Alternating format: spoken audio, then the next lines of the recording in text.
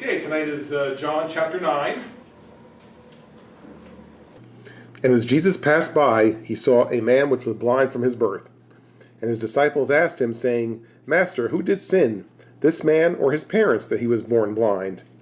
Jesus answered, Neither hath this man sinned, nor his parents, but that the works of God should be made manifest in him. It's a small point, but when you read the chapters in order, you kind of see things that you might miss if you just read one chapter, just that by itself.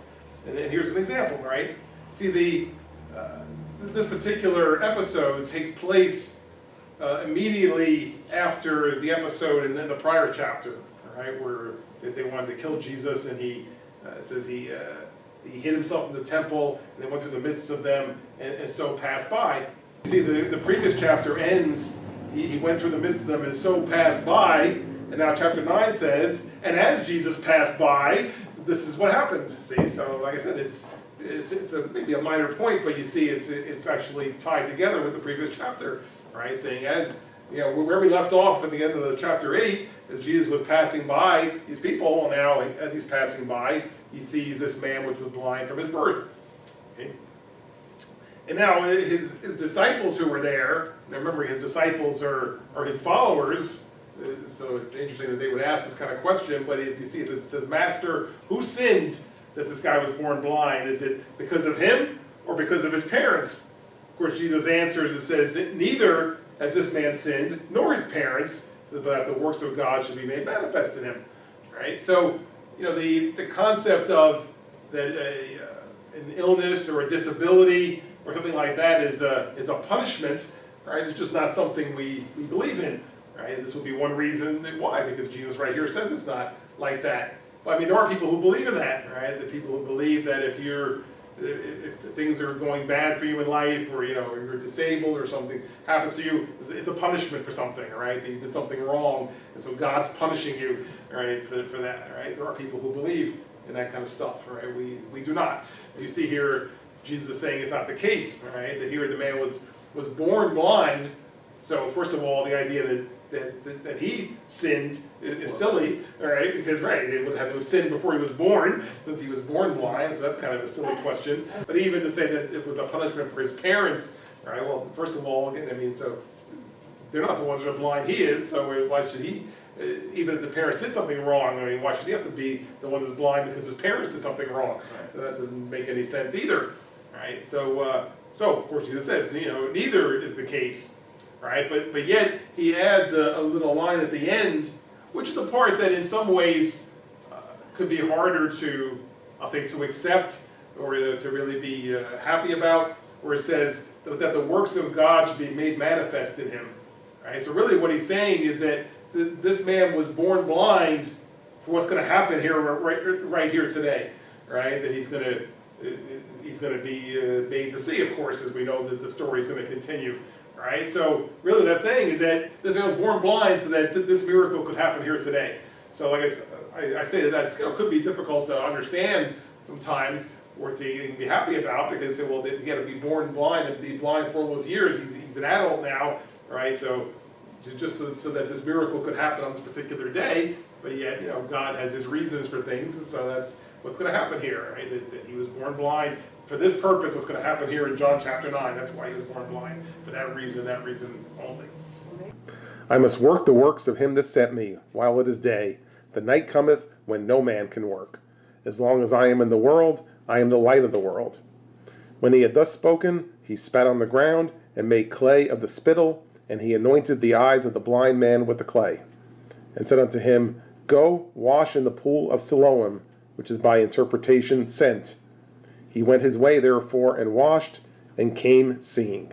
So Jesus, had said that there was a purpose in this man being born blind, right? And now he's saying, I must work the works of him that sent me, all right? So that I'm here to do something to represent God and to show what God can do, right? So in 6 now it says what he does. He spits on the ground and makes clay of the spittle, so it's like he makes it like mud or whatever, and then he puts it on the eyes of the blind man, right? So this poor blind guy is sitting there, he doesn't know what's happening, and all of a sudden he's getting this mud slapped on his face and in his eyes, okay? So, but this is the way Jesus was going to do it.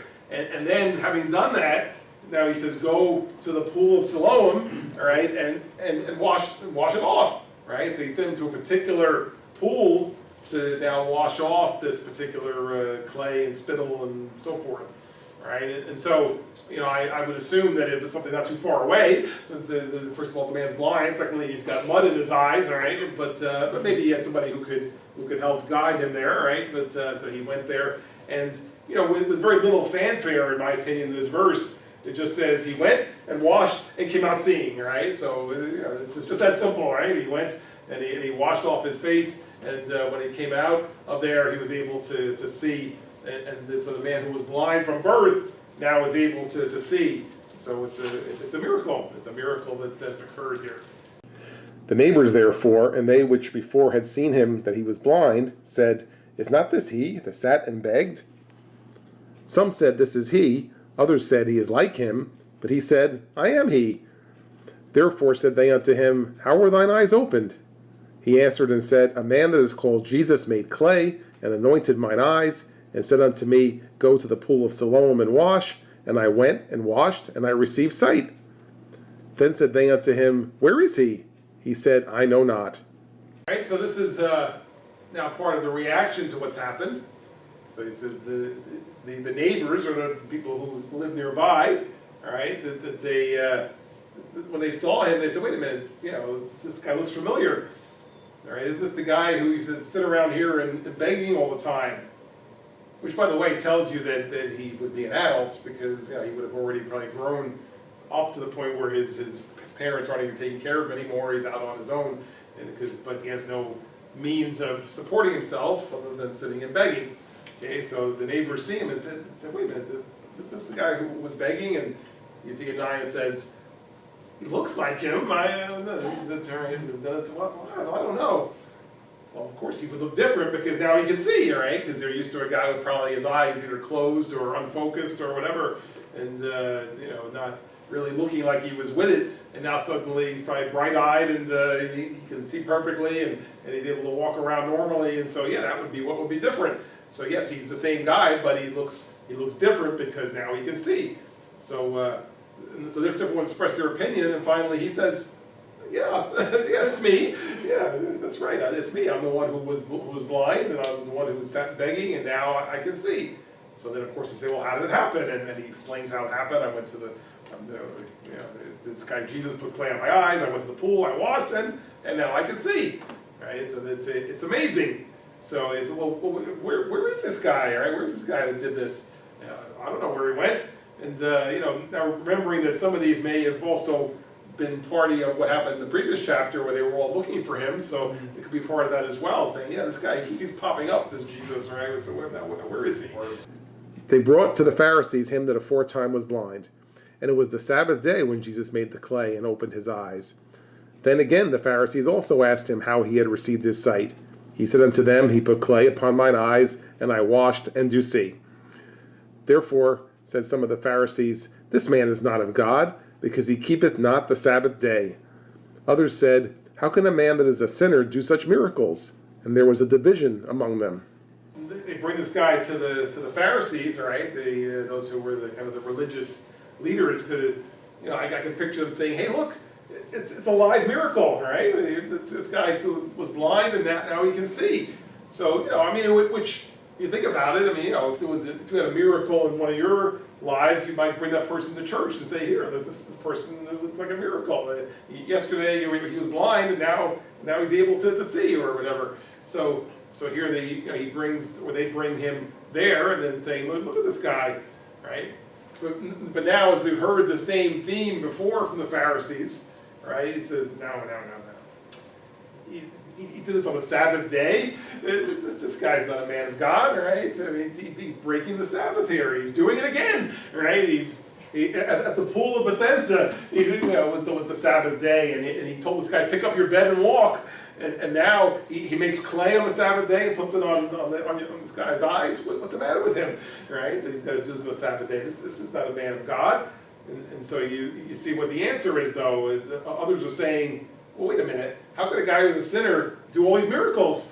I mean, I didn't see any of you making this blind man see, right? So you're calling him a sinner, and yet he does this to a blind man, and now he can see. So there's certainly something to that. So never mind that it's done on the Sabbath day. Let's look at the results that now the guy can see, right? And there was a division among them, right? And you can picture the division. Those who say, oh, but keeping the law is the most important thing. Others saying, well, look at the miracles. Doesn't that mean anything? So there was some argument and some division among the people who were even right there witnessing this.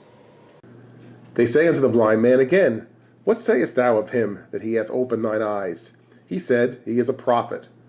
But the Jews did not believe concerning him that he had been blind, and received his sight, until they called the parents of him that had received his sight. And they asked them, saying, Is this your son, who ye say was born blind? How then doth he now see?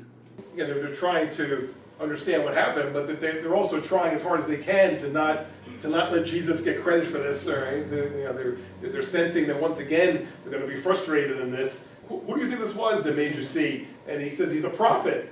No, that's not the answer we want to hear here. Right? That's not the answer we're looking for. All right, so that's why it says 18. The Jews didn't believe this, and they said, well, maybe he was never blind in the first place. All right, this is a trick. He's just faking it and saying that he used to be blind. He's trying to make us think that Jesus is a prophet. So they're saying, all right, let's ask his parents. Let's ask his parents. All right, get his parents over here. And so they actually bring his parents, all right, and they say, okay, is this your son who was born blind? And if you answer yes, well, then why is it that he can see right now? All right, so you can see they're questioning it in a way to try to be to try to trip them up in some way, so that they can, that they really don't want that answer. Jesus is a prophet. That's really what they're trying to work against here. That they don't want this to be, to the end result of this to be that this guy was blind and Jesus made him see. No, we don't want that. His parents answered them and said, We know that this is our son, and that he was born blind, but by what means he now seeth we know not, or who hath opened his eyes we know not. He is of age, ask him. He shall speak for himself. These words spake his parents, because they feared the Jews, for the Jews had agreed already that if any man did confess that he was Christ, he should be put out of the synagogue. Therefore said his parents, He is of age, ask him. All right, so they get the guy's parents there, and they acknowledge that, this is our son, and yes, he was born blind, all right, and yes, now he can see, but I don't know how it happened, all right, we don't know how it happened, we weren't here, and now he can see, but we really have no explanation for it, all right, and so they said, ask him what happened. He said he's old enough, he's of age, he's old enough, he's an adult, he can speak for himself, he doesn't need his parents to answer for him. Right, but you can see in 22 and 3 even why they were doing that, though, because as we just said, Jesus has become known now throughout the area, and that those who were in charge of the church there, the synagogue, said if anybody says this guy is who he says he is, we're going to kick you out of the church, right? Because we don't want that kind of division within our church. So either you disavow him, or if you're going to believe in him, then you go with him, and you're out of the church. So the parents, again, they had been happy that their son could see, but yet they don't want to get kicked out of the church. So they say, well, we're not going to say that Jesus did it. I mean, we weren't here. He's old enough. Ask him. Let him speak for himself. Kick him out if you want, but we don't want to be kicked out. So I have no answer. All right, I have no answer. All I know is, yes, it was my son. Yes, he was blind. Yes, now he can see. I don't know how it happened. So don't ask me. Ask him. Then again called they the man that was blind, and said unto him, Give God the praise. We know that this man is a sinner. He answered and said, Whether he be a sinner or no, I know not. One thing I know, that whereas I was blind, now I see. All right, so since they didn't get any answer from the parents, so now they go back to the guy himself. Right? That's why it said they called again the man who was blind and said, again, they're not saying, even asking the question of, are you sure it was Jesus that did it or whatever. They want to dismiss him. So that's why it says, give God the praise. All right, we'll accept that it was a miracle, but give God the praise. This guy's a sinner, so don't give him the credit. Just thank God for it. It had nothing to do with him, they're saying, all right? So just give God the credit. But now in 25, you see his answer, which is part of this is a very famous phrase that we rephrased it a little bit, but we use it a lot. All right, so he answered and said, first of all, he says, whether he's a sinner or not, I don't know anything about that, all right? I mean, whatever his background is, if you think he's a sinner, I can't speak for that. But all I know is, once I was blind, and now I can see, all right? That's all I know, all right? I woke up this morning, I was blind, and this guy came and did something to me, and now I can see, so that's all I had to say, all right? So once I was blind, but now I can see, all right? And if you're familiar with the hymn, Amazing Grace, right? That's one of the lines in it. Okay, was blind, but now I see. Right? That's from a spiritual perspective, of course, but this is where that comes from. All right, the idea that once I was blind, now I can see. And we have our personal testimonies. All right, things that God has done for us, things that we've received as members of the church, the part of the family of God. People may try to discredit that. And they say, well, no, that wasn't a miracle, that was a coincidence, or this or that, all right? But when it's your personal testimony, this is how you can answer, all right? They may trip you up and say, well, quote me in the scripture where it says this or that, and you don't really have an answer for that, so they can start to feel confused, whatever. You can always drop back to listen.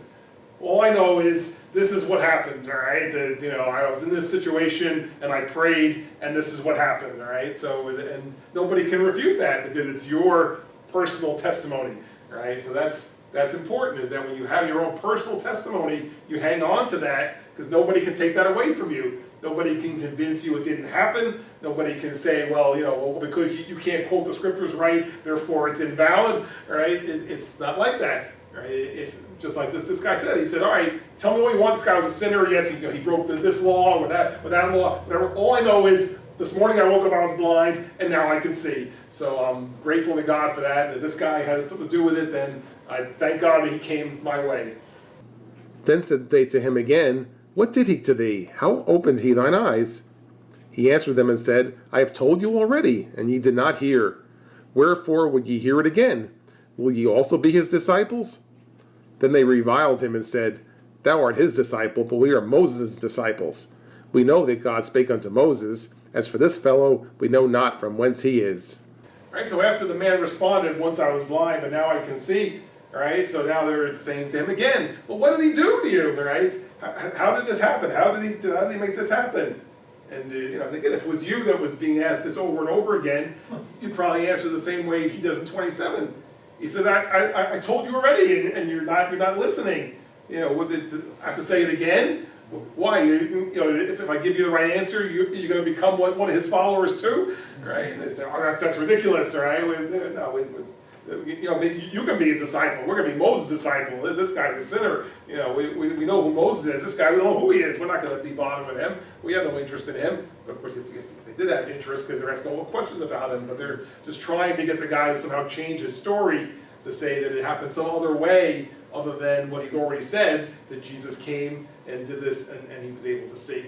So I figured if I ask the question 5 times, maybe I'll get a different answer eventually, and maybe one that I like better. The man answered and said unto them, Why, herein is a marvelous thing, that ye know not from whence he is, and yet he hath opened mine eyes. Now we know that God heareth not sinners, but if any man be a worshipper of God and doeth his will, him he heareth. Since the world began, was it not heard that any man opened the eyes of one that was born blind? If this man were not of God, he could do nothing. They answered and said unto him, Thou wast altogether born in sin, and dost thou teach us? And they cast him out. After they said, well, this guy, we don't know who he is. So now the man answers in 30. It says, well, isn't that interesting, all right? That this guy's a stranger to you, and yet he's the one who opened my eyes. All right, so in other words, you're supposed to be in touch with God and know what's going on. And here you just said this guy, you don't know who he is, and yet he's the one doing the miracles. So what's that all about? All right, so he's basically pushing back against them. All right, saying, 31, he says, if any man be a worshiper of God and do with his will, him he heareth. And 32 says, since the world began, was it not heard that the eyes of one was open that was born blind? In other words, as far as he knows, this has never happened before. See, there's nothing in their history or anything to say somebody who was born blind could see. And that's probably true, because if you're born blind, it means your eyes don't work. right? You don't typically suddenly get them to work. I mean, if you become blind, maybe they can fix the problem. But if you're born blind, it means, yeah, your eyes are never going to work, that they weren't made right or whatever, or something was wrong. So he says it's never happened that someone was born blind and then they can see. So you've witnessed history right here in front of you, and yet you're questioning it and trying to cast aspersions at this guy who made it happen. And so clearly he was the one who was in touch with God and was able to make this miracle come about. Right? That's why he said, if the man were not of God, he could do nothing. So 34 is the only answer that they can give back. It says, hey, who do you think you are? You can talk to us that way. You were born in sins, right? That's probably why you're blind in the first place. And you're going to teach us? We're the ones who know about the scriptures. We're the ones who know God, and you're going to try to tell us the way it is?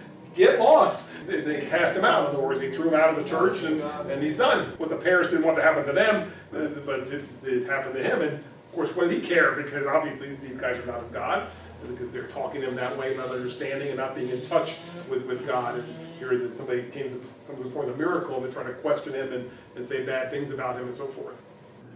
Jesus heard that they had cast him out, and when he had found him, he said unto him, Dost thou believe on the Son of God? He answered and said, Who is he, Lord, that I might believe on him? And Jesus said unto him, Thou hast both seen him, and it is he that talketh with thee. And he said, Lord, I believe. And he worshipped him. So after the previous verse, where it must have been some type of something or other that indicated they were, what they say, casting him out. Right? In other words, it wasn't something like official to say he was escorted out or something, because it says in 35, when Jesus heard that they had cast him out, all right, so then he went and looked for him. All right, he went to find him and said, hey, I heard they cast you out, all right, and he said, so now he's going to ask some questions. He says, do you believe on the Son of God? All right, and as you can see, he says, who is he that I might believe on him? See, and again, remembering that, as we said earlier, when Jesus is first talking to him, he doesn't necessarily know that this is even who did it, right? Because he didn't see him originally, right? So, but now he's seeing him, he's talking to him, and Jesus says, Thou hast both seen him, and it is he that talketh with thee. In other words, you're seeing him right now, and he's talking to you. In other words, it's me. Right? So of course he says, Lord, I believe, and he worshipped him.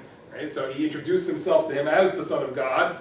And then, I'm sure it was clear then that he was the one who had performed this miracle, and so now he's able to witness with his own eyes and with his own witness that this is a miracle, and this was the Son of God, because he came into this miracle for him, and now actually says that he is the Son of God.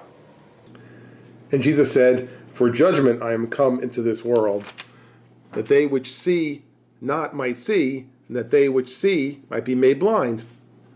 And some of the Pharisees which were with him heard these words, and said unto him, Are we blind also?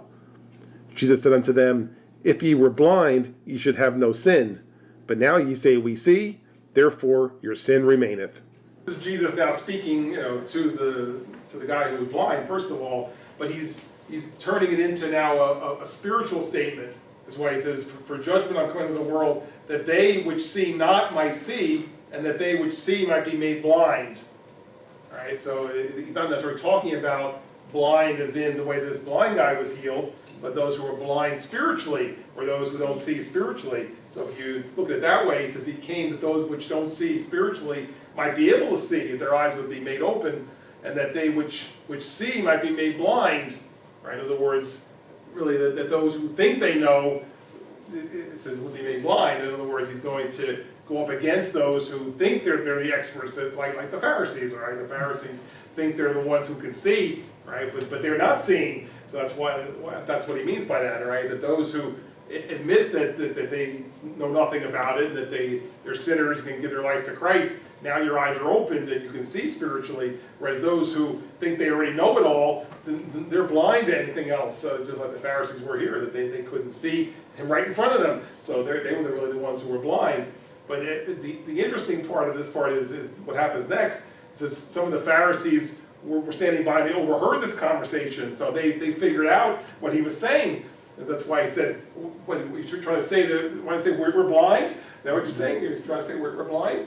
And so his response, it says if you really were blind, he says, then you would have no sin, right? In other words, if you were somebody who was not seeing spiritually, and that you're willing to admit that who the Son of God is, your sins would be taken away. You'd have no sin. He says, but since you're saying you can see, therefore your sin remains, because you're saying that you can see already, but yet you're not recognizing who the Son of God is. You're not willing to change your life. You're just saying, we already got it figured out. We already see. So that's why he says, you say you see, therefore your sin remaineth, right? Because you're not going to be forgiven of your sins, because you're not repenting of your sins, because you're not willing to see even who the Son of God is, even though he's right in front of you.